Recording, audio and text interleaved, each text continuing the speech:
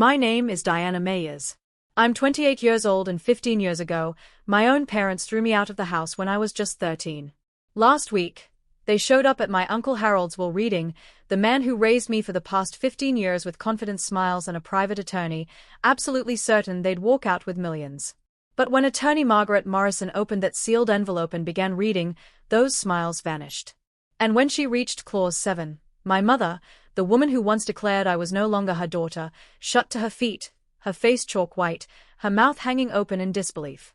Before I tell you what happened next, if you enjoy stories about justice and family boundaries, take a second to like and subscribe, but only if you genuinely connect with this story. Where are you watching from right now? And what time is it there? Drop a comment and let me know. To understand why my mother reacted that way, I need to take you back to the summer of 2010 when I was a 13-year-old girl who believed she was the root cause of every problem in her family. Growing up in a modest house in southeast Portland, I learned early that love in our family wasn't distributed equally. My father, Richard Mayers, worked as an auto mechanic at a shop downtown. He was a man of few words, and most of those words agreed with whatever my mother said. My mother, Sandra, worked the checkout line at a grocery store and ran our household with the precision of someone who always knew exactly who deserved what. My sister Tiffany was 2 years older than me. She had Mom's golden blonde hair, Mom's bright blue eyes, Mom's easy laugh. Everyone said so. Tiffany looks just like you did at her age, Sandra. And Mom would beam. I look like our late grandmother. Dad's mother. Brown hair, brown eyes, quiet disposition. Mom never said it was a bad thing. She just never said much about me at all. The differences showed up everywhere. For Tiffany's 15th birthday, Mom threw a party with 15 guests, a 3-tier cake from the bakery on Hawthorne, and a karaoke machine rental. For my 13th birthday, 3 months later, it was the 4 of us around the kitchen table with a marked-down cake from the grocery store where Mom worked. The frosting said happy birthday with no name, a generic leftover from someone else's cancelled order. I didn't realize what was happening until I was 12. That's when I discovered Tiffany had a college savings account that had been opened when she was 5 years old. 8 years of deposits, thousands of dollars. I asked Mom why I didn't have one. She looked at me like the question surprised her. Tiffany needs money for college. She said, "You'll figure something out. You're good at adapting." That was the first time I understood my place in this family. I was the spare child, kept around, but never truly wanted. The summer of 2010 changed everything. In April of that year, I applied for the Oregon STEM Summer Academy at Oregon State University. It was a 6-week residential program for students who showed exceptional promise in science and mathematics. The scholarship covered everything: tuition, room, and board, materials. Total value $4,200.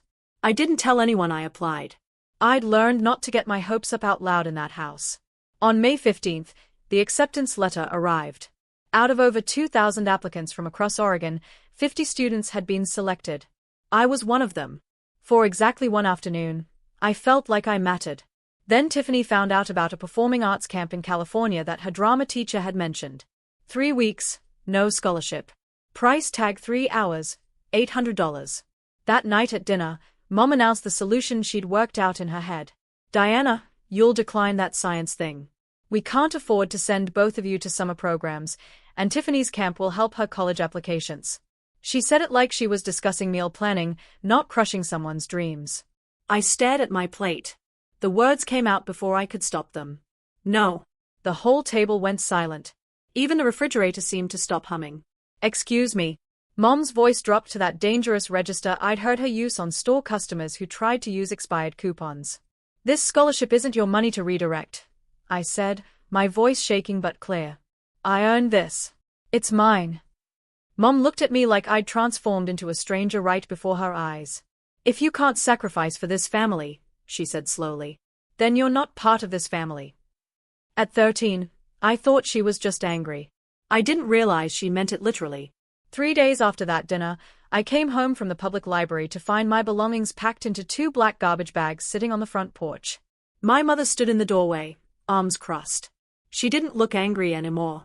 She looked resolved, like someone who just finished an unpleasant chore. "I called Harold," she said. "He'll be here to pick you up. From now on, you're his problem." I stood there on the porch. I'd known my entire life trying to process what was happening. Behind Mom, I could see Dad in the hallway. He didn't look at me. He didn't say anything. I looked up at the second-floor window. Tiffany was watching from behind the curtain. When our eyes met, she stepped back into the shadows of her room. She didn't come down. I waited on that porch from 6 o'clock in the evening until 10 at night, 4 hours. My mother went back inside after the first 5 minutes. The porch light never came on. Uncle Harold lived in Seattle, 3 hours away. He drove through the night to get to me. When his gray Honda pulled into the driveway, I was still sitting on those garbage bags, knees pulled to my chest. He got out without saying anything at first, just walked up, looked at me, and wrapped me in a hug so tight I couldn't breathe. "From now on," he said quietly, "you have a home." That night, as we drove north through the darkness toward Seattle, I didn't know that my mother had signed a document before Uncle Harold left. I didn't know what it meant. I was just a scared kid staring out the window, wondering what I'd done wrong. It would take 15 years for that document to resurface. And when it did, it would change everything. Uncle Harold's house in Seattle's Ballard neighborhood wasn't large, but it felt enormous compared to the cramped space I'd occupied in my family's home. For the first time in my life, I had a room that was entirely mine. More importantly, I had someone who believed in me.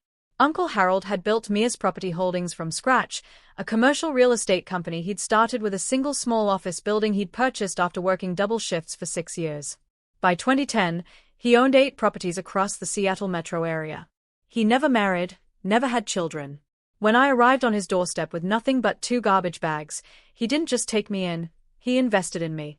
Over the next 4 years, I poured myself into school. I graduated from Ballard High in 2014 as class valedictorian, president of the math club with a 4.0 unweighted GPA. The University of Washington offered me admission with a partial scholarship to their Foster School of Business. By 2018, I had my bachelor's degree in finance, graduating summa cum laude with a 3.94 GPA. Uncle Harold had given me internship opportunities at Mia's Property Holdings. Starting my sophomore year, I learned the business from the ground up: data entry, lease analysis, tenant relations, property assessments.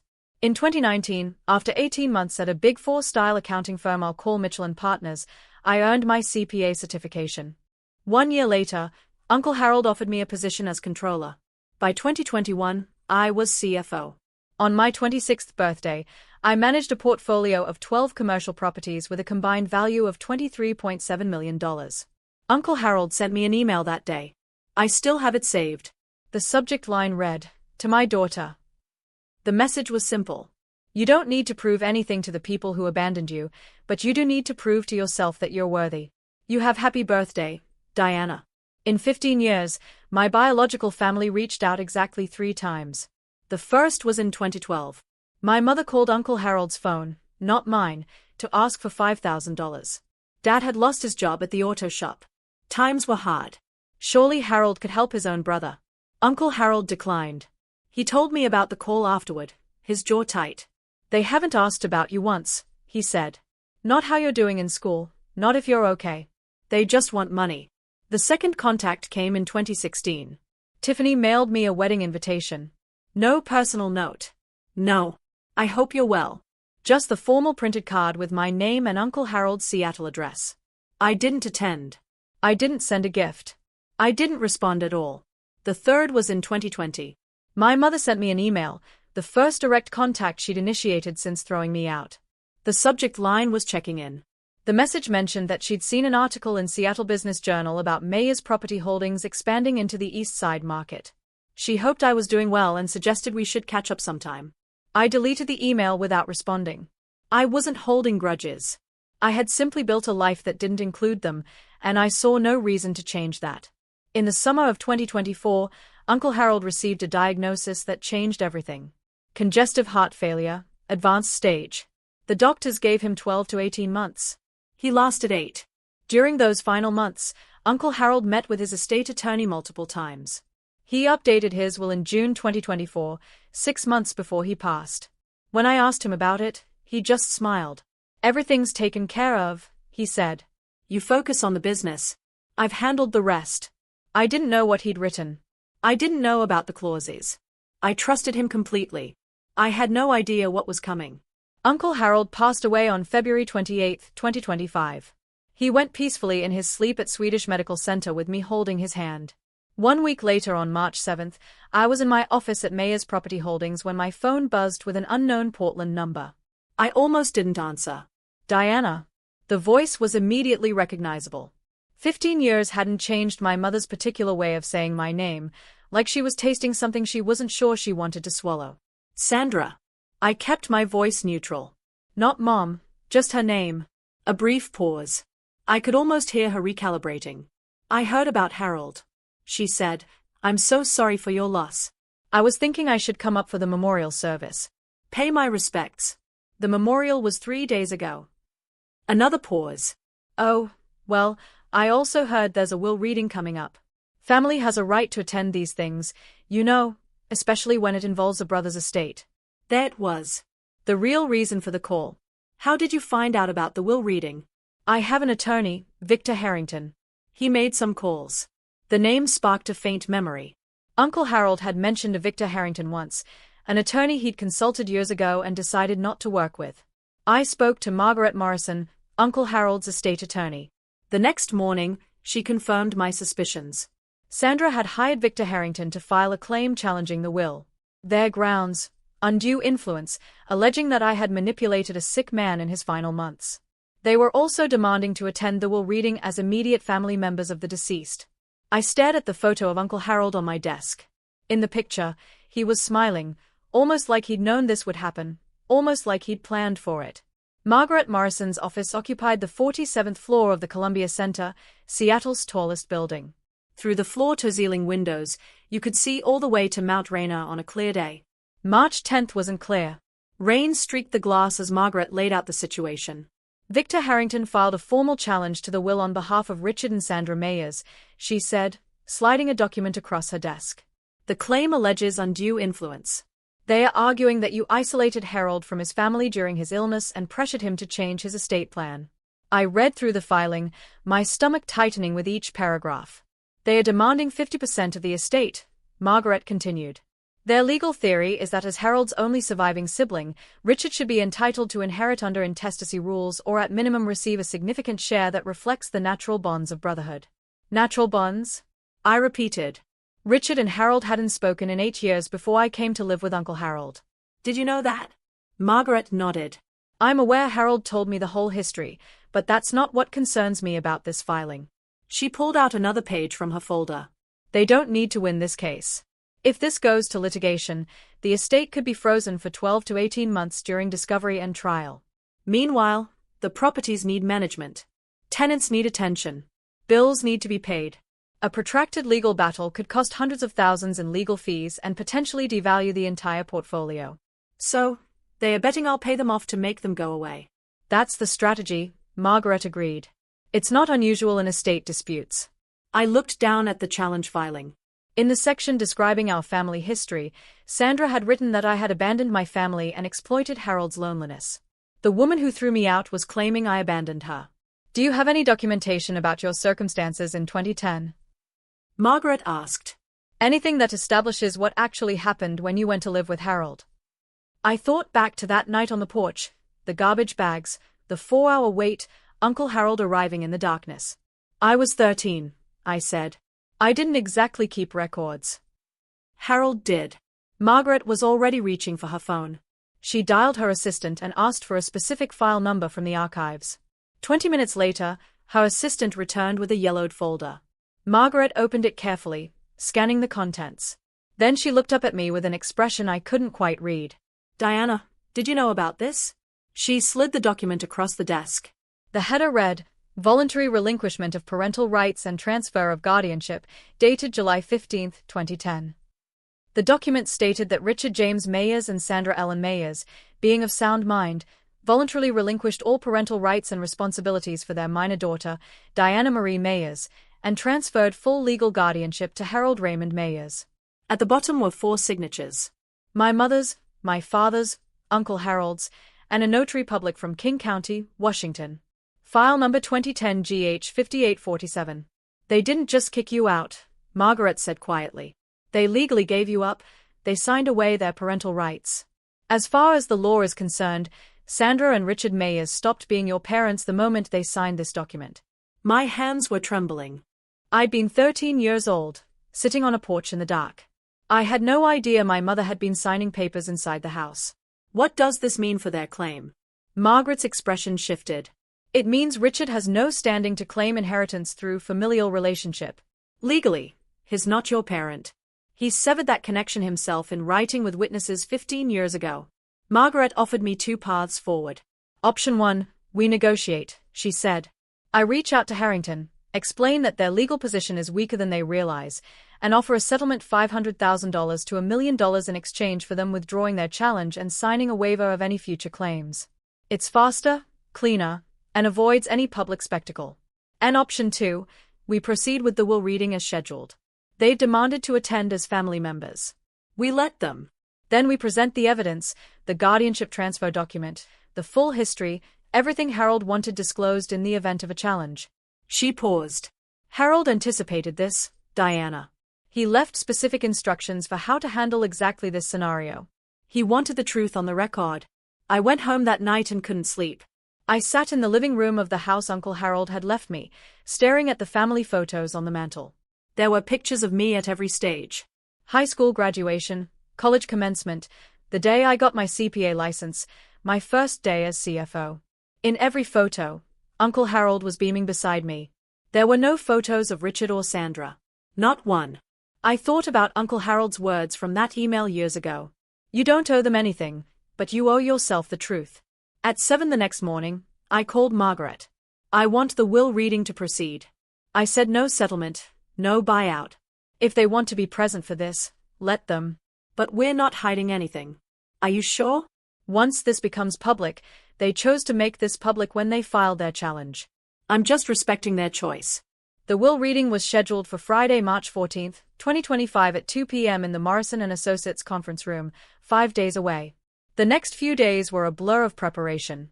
My best friend, Elena Torres, we'd met when she joined Mayers Property Holdings as HR director 3 years earlier, helped me organize the documentation.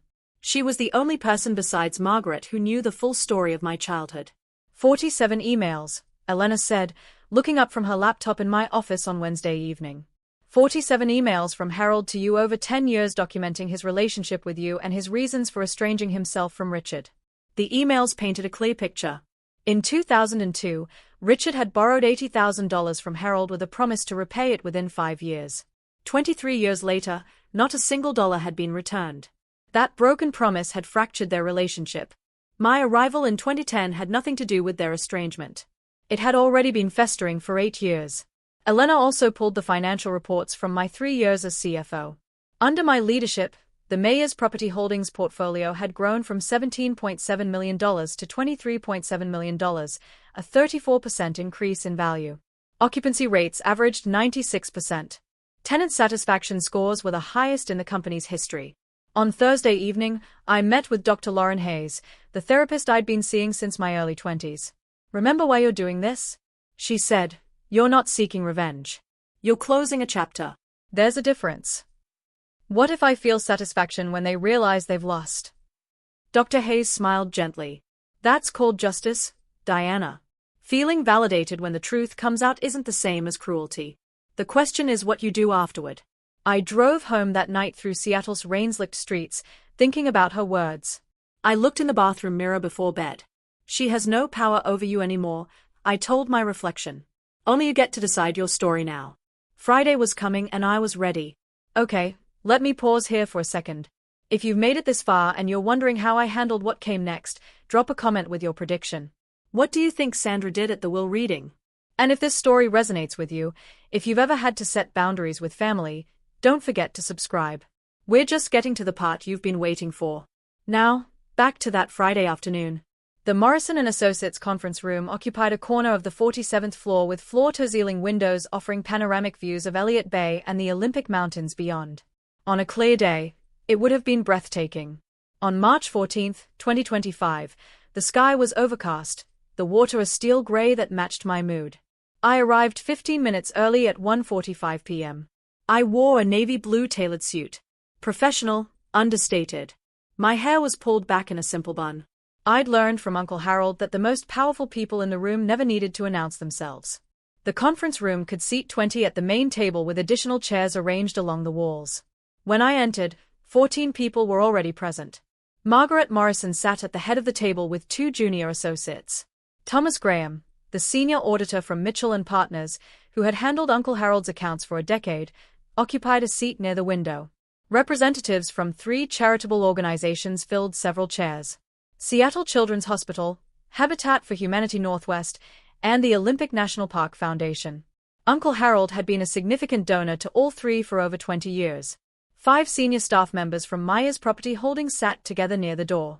They'd worked with Uncle Harold for years and had known me since my intern days.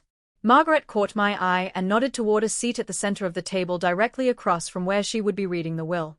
I took my place, arranging the folder of documents Elena had prepared in front of me. Through the glass wall of the conference room, I could see the elevator lobby. At 2:03 p.m., the elevator doors opened. My mother stepped out first. Even from across the floor, I could see she dressed for the occasion. Black dress, pearl necklace, full makeup. Behind her came my father, my sister, and a man in an expensive suit carrying a Mont-Blanc briefcase. The show was about to begin. Sandra Mayers entered the conference room like she owned it. That was always her way, projecting confidence. She hadn't earned, claiming space she hadn't been given. She wore a black dress that looked new, and her pearl necklace caught the overhead lights as she surveyed the room with a practiced expression of dignified grief. Behind her, my father, Richard, shuffled in, wearing a gray suit that didn't quite fit anymore. He'd gained weight in the years since I'd seen him. His eyes found me briefly, then darted away. He'd always been good at looking away. Tiffany followed in a pastel pink dress. An odd choice for a will, reading like she'd gotten confused about what event she was attending. At 30, she looked tired in a way that had nothing to do with the early morning flight from Portland. Their attorney, Victor Harrington, brought up the rear. He was tall, silver-haired, with a kind of polished confidence that came from decades of high-stakes litigation. His Mont-Blanc briefcase probably cost more than my first month's salary at Mitchell and Partners. Sandra's gaze swept the room until it landed on me. "Ah," she said, her voice carrying in that way she'd perfected. "You're here already." I didn't stand. Sandra, the single word, her name, not Mom, made her pause mid-stride. Something flickered across her face. Then she recovered. "I was hoping we could speak privately before this starts. Family matters should be handled by family. The proceedings begin in 2 minutes," I said. "I'm sure whatever you have to say can wait." Margaret Morrison rose from her seat. "Mrs. Mayers, Mr. Mayers, Ms. Mayers, Mr. Harrington. There are seats arranged for attending parties along the wall. The main table is reserved for beneficiaries and estate representatives." Sandra's jaw tightened visibly. She'd expected a seat at the center of things. Instead, she was being directed to the margins. She wasn't even at the table. Sandra didn't take her seat quietly. Instead, she dated past the representatives from Seattle Children's Hospital, pausing to introduce herself with an expression of practiced sorrow. "I'm Sandra Mayers," she said loud enough for most of the room to hear. "Harold's sister-in-law. We were quite close for many years before this unfortunate estrangement." She glanced meaningfully in my direction. The hospital representative, a woman in her 50s named Dr. Patricia Wells, nodded politely, but said nothing. Sandra continued undeterred. "It's so tragic how some people come into a family and create division. Harold was such a generous man, so trusting, perhaps too trusting." I kept my eyes on my folder. I didn't respond. I'd learned long ago that Sandra fed on reactions. Tiffany, settling into a chair against the wall, added her piece. "Uncle Harold used to visit us in Portland all the time when we were kids. I don't understand why she gets to sit up there and we're back here." Victor Harrington was already taking notes, his pen moving across a legal pad, documenting everything, building their case, looking for any reaction he could twist. I gave him nothing. Sandra took her seat beside Tiffany, but she wasn't finished. As Margaret organized her papers at the head of the table, Sandra's voice cut through the quiet room once more. "A child who's been rejected by her parents usually has a reason. I just wish Harold had seen through her the way we did. A mother always knows." The words hung in the air. Several people in the room shifted uncomfortably. Thomas Graham, the auditor, was staring at Sandra with open disbelief. I looked at her, really looked at her, for the first time in 15 years. She hadn't changed at all. The same certainty, the same need to control the narrative, the same absolute conviction that she was the victim. Margaret cleared her throat. "It's 2:10, we'll begin." Margaret Morrison broke the seal on a large envelope with the careful precision of someone who had performed this ritual hundreds of times. "This is the last will and testament of Harold Raymond Mayers," she began, her voice carrying the formal weight the moment demanded. Born July 4, 1953, deceased February 28, 2025. This document was executed on June 18, 2024, and represents the final expression of Mr. Myers's wishes regarding the disposition of his estate. Sandra sat forward slightly, her pearl necklace catching the light. Margaret continued reading the preliminary sections. Article 1 confirmed Harold's identity and residence. Article 2 declared him to be of sound mind. Margaret noted that a psychiatric evaluation had been conducted by Dr. Stephen Park on June 10, 2024, 8 days before the will was signed. The evaluation confirmed Mr. Mayers possessed full testamentary capacity and was under no undue influence at the time of execution. Margaret read. I caught Sandra exchanging a glance with Victor Harrington. They'd been banking on challenging Harold's mental state. This documentation complicated their strategy. Article 3 revoked all prior wills and codicils. Then Margaret turned to Article 4, the inventory of assets. At the time of death, Mr. Myers's estate included the following: 12 commercial properties located throughout King County and Snohomish County with a combined assessed value of $18.2 million. Investment accounts containing diversified equity holdings valued at approximately $4.1 million, cash and liquid assets totaling $1.4 million. I heard Tiffany whisper to Sandra, "That's almost $24 million." Sandra nodded, her eyes calculating. Margaret looked up briefly. The will contains 47 pages. I will now proceed to Article 5, which addresses specific bequests and exclusions. She turned the page and adjusted her reading glasses. Article 5, regarding Richard James Mayers, brother of the deceased. Sandra actually smiled. She wouldn't be smiling for long. Margaret's voice was steady as she read the opening line. I make no provision in this will for my brother Richard James Mayers for the following reasons which I wish to be read aloud and entered into the record. Sandra's smile flickered. Margaret continued reading Harold's words. First, in March of 2002, Richard borrowed $80,000 from me with a written promise to repay the full amount within 5 years. 23 years have passed. Not $1 has been returned. I have retained the original promissory note as documentation. Richard's face went pale. He hadn't expected this.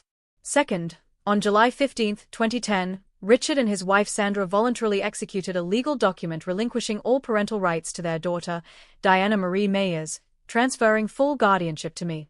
This document was properly witnessed and notarized. Sandra shot to her feet. What does that have to do with anything? Margaret paused, looked at Sandra over her glasses, and continued reading without acknowledging the outburst. The significance of this document is as follows. By legally terminating their parental relationship with Diana, Richard and Sandra severed any claim they might have had to inherit from me through her. Diana is my legal heir. Richard is not her legal father. Therefore, Richard has no familial relationship with my designated heir, and no standing to challenge this will on grounds of family connection. Richard stood now, too. This is ridiculous. I'm Harold's brother, his blood brother. Victor Harrington grabbed Richard's arm, pulling him back down, but even the attorney's face had gone grey. Margaret reached into her file and produced a document. For the record, the original voluntary relinquishment of parental rights is on file with King County Family Court, file number 2010, GH 5847. I have a certified copy here, which any party may examine. She laid the document on the table. Sandra stared at it like it was a live grenade. Sandra didn't sit back down. Her composure, that careful mask she'd worn into the room, cracked visibly. Her voice rose, sharp and desperate. This is insane. That paper doesn't mean anything. We're still her family. Margaret's voice remained level. Mrs. Mayers, I must ask you to take your seat. Disrupting the reading of a will is a matter the court takes seriously. Sandra ignored her. She pointed directly at me. She did this. She manipulated Harold against his own family. She poisoned him against us. Dr. Patricia Wells from Seattle Children's Hospital looked uncomfortable. The charity representatives hadn't signed up for a family meltdown. Tiffany tugged at Sandra's sleeve. Mom, sit down. People are watching. I don't care who's watching. Sandra's voice cracked. I want to know how this happened. Harold loved Richard. They were brothers. Finally, I spoke. My voice came out calm, steady, the way Uncle Harold had taught me to speak in difficult negotiations. Never raise your voice. Make them strain to hear you. Sandra, you made a choice 15 years ago. You put my belongings in garbage bags and left me on a porch in the dark. Then you went inside and signed a document giving me away. I was 13 years old. The room was absolutely silent. That was your decision, I continued. Not mine, not Uncle Harold's, yours. Everything that's happening today is simply the consequence of what you chose to do that night. Sandra's mouth opened, but no words came out. I looked at her steadily. I don't hate you, but I also don't owe you anything. You made sure of that when you signed that paper. Victor Harrington was writing furiously on his legal pad, though I couldn't imagine what strategy he thought he could salvage. Margaret cleared her throat. If we may continue. I haven't yet read Clause 7. Sandra finally sank back into her chair. But Clause 7 was the one that would truly end her hopes. Margaret turned to page 12 of the will and paused. Then she read the words that would change everything. Article 7, Designation of Sole Beneficiary. The room held its breath. I hereby bequeath the entirety of my estate, including all real property, investment accounts, liquid assets, and personal effects, to my legally adopted daughter, Diana Marie Mayers. Adopted. The word hung in the air like a thunderclap. Sandra's face went white. Actually, white, like someone had drained the blood from her head. Adopted? Richard's voice was hoarse. Since when? Margaret answered with the same calm precision she'd used throughout. Mr. Harold Mayers formally adopted Diana Marie Mayers on September 12, 2012 when she was 15 years old. The adoption was finalized in King County Family Court File Number 2012 AD 3291. As Mr. and Mrs. Richard Mayers had already legally relinquished their parental rights in 2010. No additional consent was required. Tiffany stared at me. So, you're not even related to us anymore? I met her eyes. Not legally. Not since Mom and Dad signed me away. Margaret continued reading. Diana is not merely a beneficiary. She is my daughter in every way that matters, legally, practically, and emotionally. She has worked alongside me for years, proven her competence and integrity, and I trust her completely to continue the work I began. There is no one more deserving of this inheritance, and no one I love more. My vision blurred. I blinked back tears. Uncle Harold had never told me about the full language of this clause. He'd kept it a secret, waiting for this moment, knowing it might come. Sandra was shaking her head slowly, like someone trying to wake from a nightmare. This can't be legal, she whispered. Victor, tell them this can't be legal. Victor Harrington didn't answer. He was staring at his legal pad, pen motionless. He knew the case was over. Margaret reached into her folder and withdrew a sealed envelope smaller than the others. There's one more item, she said. Mr. Mayers left a personal letter for Diana with instructions that I offer to read a portion aloud during this proceeding if Diana consents. I nodded, not trusting my voice. Margaret opened the envelope carefully and unfolded a single handwritten page. Uncle Harold's familiar script filled the paper. The same handwriting I'd seen on birthday cards and emails and notes left on my desk over 15 years. Margaret began to read. Diana, if this letter is being read aloud, it means things happened exactly as I expected. Your biological family showed up looking for money they never earned from a man they never cared about. I'm sorry you have to go through this, but I also know you're strong enough to handle it. A soft sound escaped Sandra's throat, almost a whimper. You came to me as a wounded child, thrown away by people who should have protected you. But you didn't let that define you. You transformed your pain into determination, your loneliness into independence, your rejection into resilience. I have never been more proud of anyone in my entire life. Margaret's voice softened slightly as she continued, I didn't save you, Diana. You saved yourself. I just gave you a place to do it. Everything you've achieved, your education, your career, your character, you earned through your own effort. I'm leaving you my estate, not because you need it, but because you deserve it, and because I know you'll use it to help others the way I tried to help you. Tears were streaming down my face now. I didn't try to stop them. Don't let them make you feel guilty for surviving them. Don't let them back in unless you choose to. You owe them nothing. You owe yourself everything. I love you, Diana. Forever your father, Harold. Sandra made one last desperate play. She stood again, but this time her voice had shifted. The anger was gone, replaced by something that was meant to sound like wounded motherhood. Diana, sweetheart, I know things were hard when you were young. I made mistakes. I admit that now. But we're still blood. We can work through this. Can't we at least talk about dividing the estate fairly? I wiped my eyes and looked at her. You gave up the right to call me sweetheart 15 years ago. I want to contest this will. Sandra announced to the room. Victor, tell them we have grounds. Undue influence. Harold was sick. She isolated him. Victor Harrington finally spoke, though he sounded like a man reading his own obituary. Mrs. Mayers, perhaps we should discuss our options privately. No, tell them we're going to fight this. Margaret interrupted by turning her iPad around to face the room. On the screen was an email thread. Mr. Harrington, perhaps you'd like to explain this to your clients. The room went quiet. Margaret read aloud. This is an email dated March 3, 2022 from Harold Mayers to Victor Harrington. The subject line is terminating services. In the email, Mr. Mayers writes, Victor, I am ending our professional relationship. Your advice that I include Richard in my estate plan despite his years of financial exploitation and his treatment of Diana is unacceptable. I will be engaging new counsel. She looked up at Victor. You previously represented Harold Mayers. You were terminated because you advocated for Richard's interests over Harold's wishes. And now you've accepted this case against Harold's estate without disclosing that conflict of interest to your current clients. Victor's face had gone the color of old concrete. Sandra turned to stare at him. You told me we would win. He had no answer. Victor Harrington stood up abruptly, gathering his Mont-Blanc briefcase with shaking hands. I need to review these documents, he said, his voice stripped of its earlier polish. We should discuss our options privately, Mrs. Mayers. Discuss what? Sandra's voice was rising again. You're leaving right now in the middle of this. Victor didn't answer. He was already moving toward the door, walking with the stiff gait of a man who knew his career might be imploding. Victor, Sandra called after him. Victor. The conference room door closed behind him with a soft click. Sandra stood frozen, abandoned by her own attorney in front of everyone she'd hoped to impress. Richard hadn't said a word in minutes. He sat slumped in his chair, staring at the floor. He'd spent his whole life following Sandra's lead, and now she had led them both off a cliff.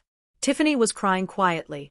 I couldn't tell if she was upset about the money or about the public humiliation. Sandra turned back to me one more time. The mask was completely gone now. Underneath it was just desperation.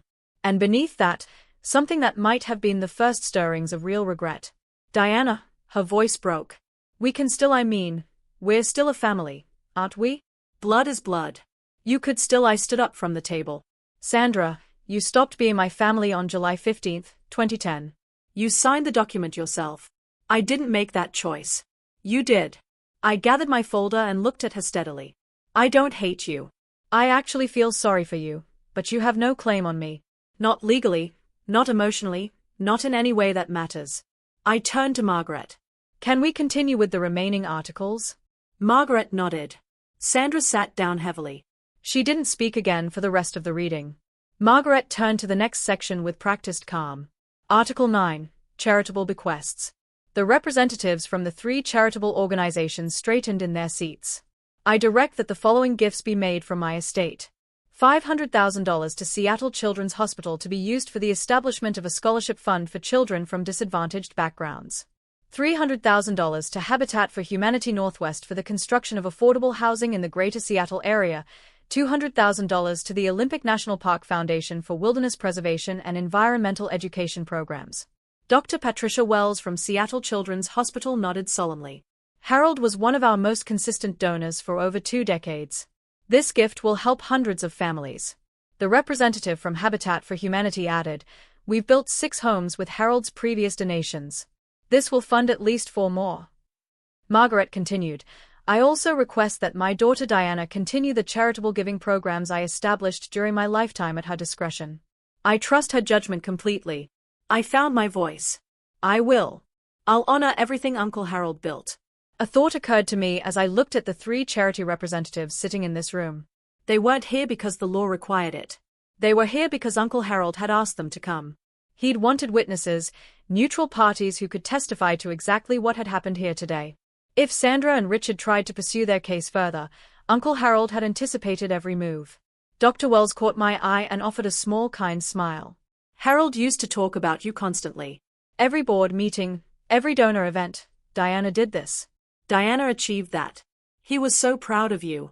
I blinked back fresh tears. Even in death, Uncle Harold had surrounded me with people who believed in me. When Margaret finished reading the final articles of the will, she turned to me. Diana, as sole beneficiary and executive, would you like to say a few words? I hadn't planned to speak, but 47 pairs of eyes were watching me, and I realized there were things that needed to be said, not for Sandra's benefit, but for my own. I rose from my seat. Most of you knew Uncle Harold far longer than I did. He took me in when I was 13 years old and had nothing. He gave me a home, an education, and most importantly, a family that chose to love me.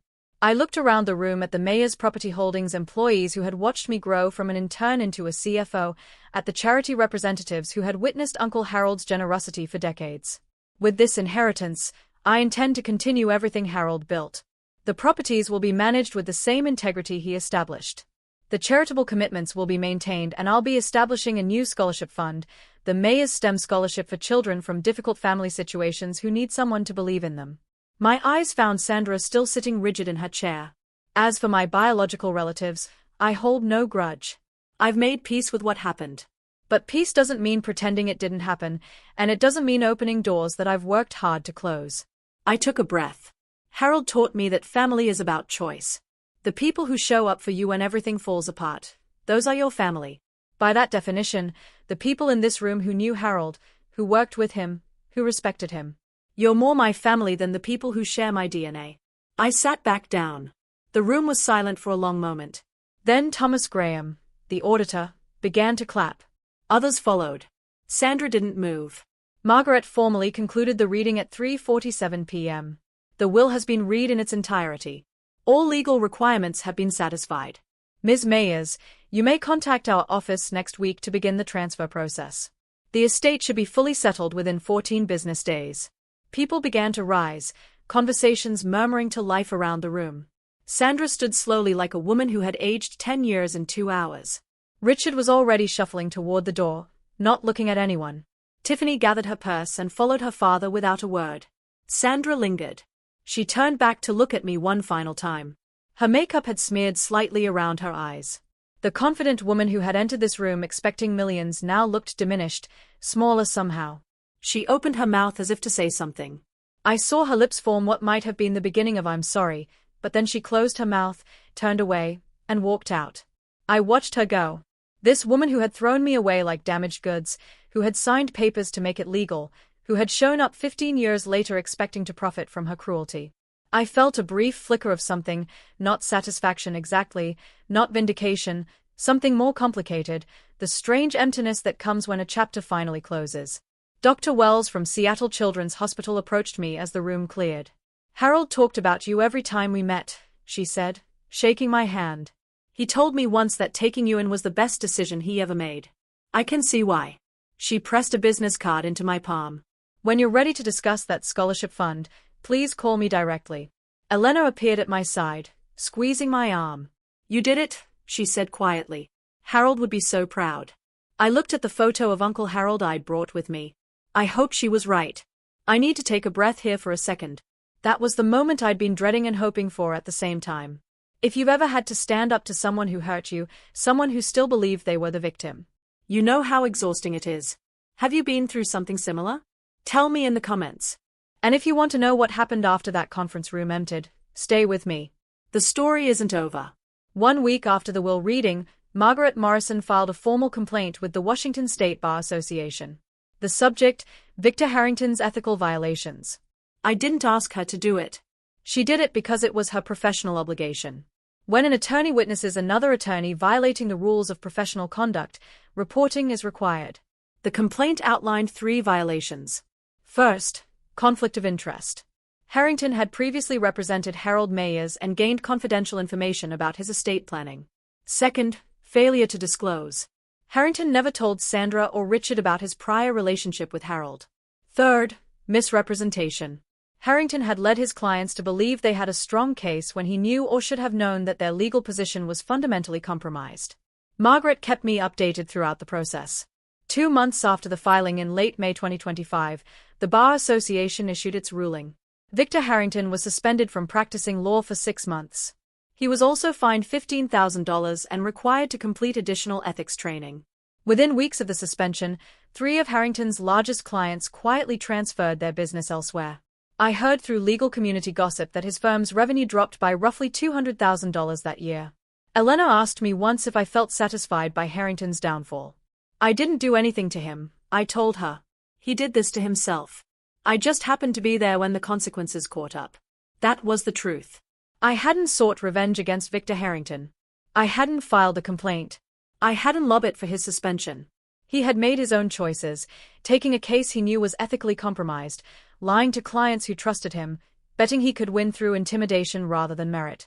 His career suffered because of what he chose to do. Some people build their own prisons without any help. 3 weeks after the will reading, an email appeared in my inbox from sandrameyers1969@gmail.com. Subject: Please read. The message was longer than I expected. Sandra had never been one for written communication. She preferred phone calls where she could control the tone, interrupt, redirect. Diana, I know you probably won't read this, but I need to say some things.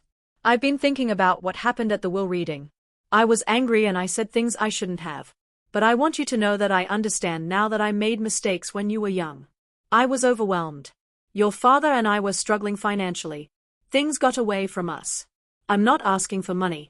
I'm asking for a chance to make things right. We're still family, Diana. Blood doesn't just disappear because of legal papers. I'm your mother. Nothing can change that. Can we talk? I think if we just sat down together, we could work through this. I love you. I always have. Mom, I read the email 3 times. Then I called Dr. Hayes, my therapist, and read it to her over the phone. What do you notice about the email? She asked. I thought about it. She acknowledges mistakes, but doesn't name what they were. She blames circumstances, financial struggles, being overwhelmed. She says she's not asking for money, but then pivots to working through this. And she still calls herself Mom even though she signed away that right. What do you want to do? I took 2 days to write my response. It was 4 sentences long. Sandra, I've read your email. I forgave you a long time ago for myself, not for you. But I don't want a relationship with you. Please don't contact me again. She didn't reply. I felt no guilt, only clarity. 2 months after the will reading, a letter arrived at my Seattle address, not an email, an actual letter handwritten on plain paper, stuffed into a slightly wrinkled envelope with a Portland postmark. The return address listed T. Warren. Tiffany had taken her ex-husband's name when she got married. I opened it reluctantly, expecting more manipulation. What I found was different. Diana, I'm not writing this to ask for anything. I don't want money. I don't want forgiveness. I just need to say something I should have said 15 years ago. The night Mom and Dad kicked you out, I was watching from my bedroom window. I saw you sitting on the porch with those garbage bags. I watched for 4 hours. I saw you alone in the dark waiting and I never came down. I could have. I was 15. I could have brought you water or sat with you or at least told you I was sorry. Instead, I just watched from the window like a coward. That's haunted me ever since. Every time Mom would talk about you, always blaming you, always making herself the victim, I would think about that window, about what I didn't do. I'm not asking you to forgive me. I'm not asking for a relationship. I just wanted you to know that I know what I did was wrong. I failed you when you needed family most.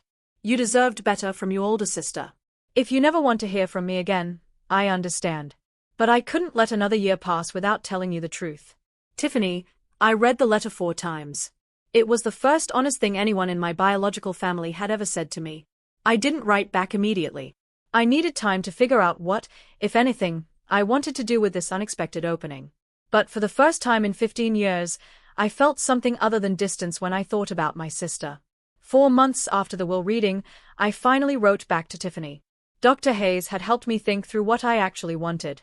Not what I felt obligated to do, not what would look generous or forgiving, what I genuinely wanted for myself.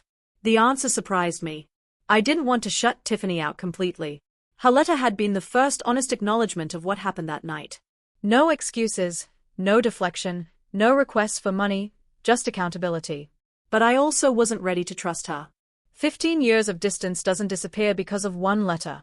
So I wrote back with conditions. Tiffany, I've read your letter many times. I appreciate that you acknowledged what happened without making excuses. That took courage. I'm not ready for a full relationship, but I'm open to cautious contact under these conditions. First, no contact through mom or dad. I've ended communication with them permanently, and I need that boundary respected. Second, no discussions about money, inheritance, or anything related to Uncle Harold's estate ever. Third, I reserve the right to end any conversation without explanation. If I go quiet, I need you to respect that. If these conditions work for you, we can start with a monthly video call, 15 minutes, low pressure. We can talk about our lives, surface level at first. If that goes well, we can gradually build from there. This isn't me saying everything is forgiven and forgotten. This is me saying I'm willing to see if there's something worth building, but it has to be on my terms. Let me know if you accept these conditions, Diana. Her reply came 3 days later. One word, accepted. I scheduled our first call for the following Saturday. 15 minutes. That was all I could commit to, but it was a start. The first video call with Tiffany happened on a Saturday afternoon in September 2025, 6 months after the will reading. I sat in my home office with my laptop open, watching the seconds countdown until 2 p.m. My heart was beating faster than it had during the will reading. This felt more dangerous somehow. Confronting Sandra had been about defending myself against an attack. This was about choosing to be vulnerable. The call connected. Tiffany's face filled the screen. She looked different than she had at the will reading. Less made up, more tired, but also somehow more real. "Hi," she said. "Hi." We stared at each other for a moment. 15 years compressed into a video call rectangle. "I wasn't sure you'd actually answer," she admitted. "I almost didn't." That broke something loose. Tiffany laughed, a nervous, relieved sound, and I found myself almost smiling. We kept it light as I'd requested. Surface level. She told me about her job. She was training to become a nail technician working toward getting licensed. She mentioned her kids, Jaden, 8, and Lily, 6, without asking me to be their aunt.